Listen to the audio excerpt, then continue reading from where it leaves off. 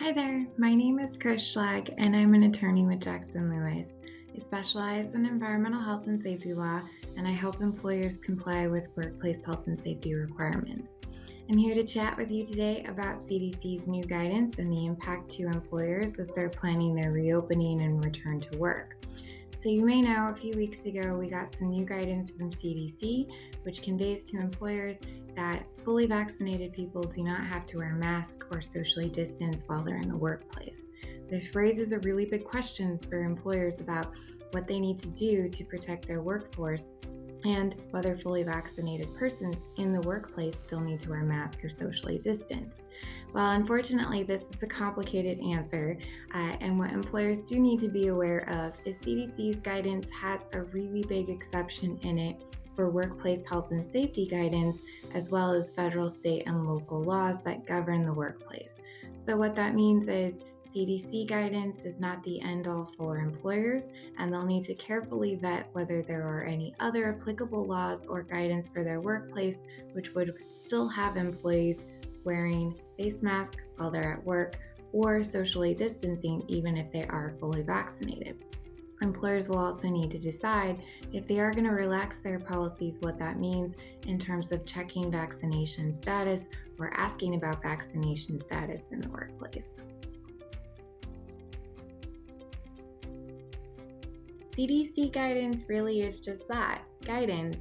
Before CDC guidance is controlling, it has to be adopted and used by an entity that governs the workplace. So if you're in an area where there's been a state or local rule or specific order that's adopted the guidance, then you have reason to follow the guidance.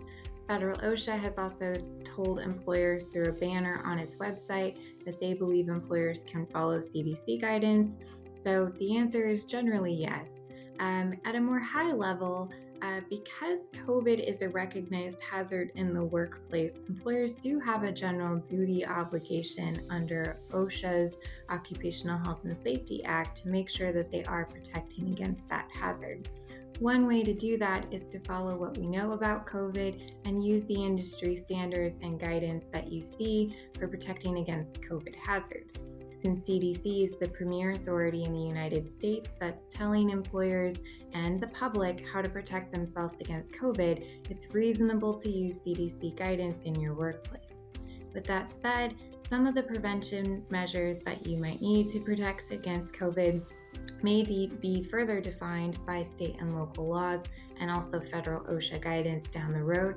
So it is worth being cognizant of where your workplace is, what specifically you're doing in terms of industry and task, and make sure that you have the right guidance and right rules in place before making any changes to your prevention measures or finalizing your return to work plans. It's a really interesting question for employers, and it does raise a whole host of other issues. For example, if you're going to relax your prevention measures, do you do it on some type of system where employees are responsible for conveying if they are vaccinated? Do you check if they're vaccinated? Do you verify vaccination status for individuals entering the workplace?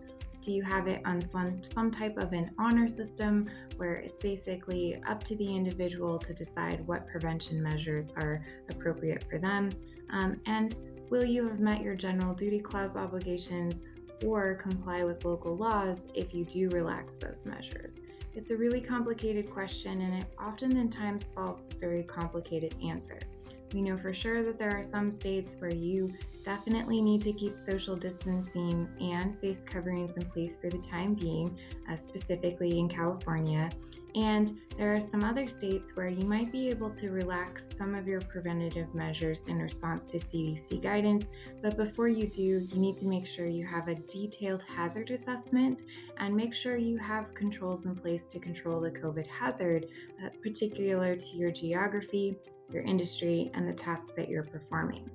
If you need help in this area, we strongly advise you to reach out to counsel because this is a really complex issue and there are some really major legal nuances that need to be vetted before you finalize your procedures. This is a really big question for employers because it means that their compliance obligations might change, and it makes the health and safety requirements for the workplace be a little bit in flux. It's also unclear how employers should be interpreting and applying CDC guidance in their workplace because federal OSHA hasn't fully responded to that guidance yet. Well, the answer is we just don't know what federal OSHA is going to do. And the reason for this is while they have said that they will be updating their guidance in response to CDC guidance and plan to update their COVID-19 webpage, they haven't said exactly whether they're still pushing for the emergency temporary standard, whether they'll make changes, or how they see that playing out. We do know that the agency believes an emergency temporary standard is still needed. We do know that the emergency temporary standard has been drafted and was sent to the White House before CDC issued its new guidance. So there's a possibility that it could be approved, and there's a possibility that employers could still have to comply with a new requirement down the road.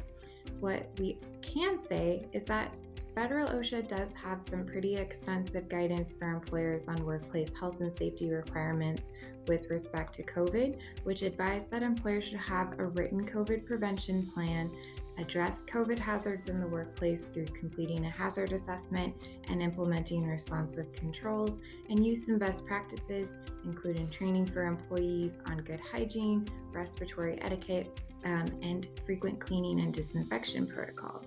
If you need some help on these, you can always check out Federal OSHA's guidance page. It's just Federal OSHA's COVID-19 webpage. You can also reach out to Jackson Lewis, and we'd be more than happy to give you more information.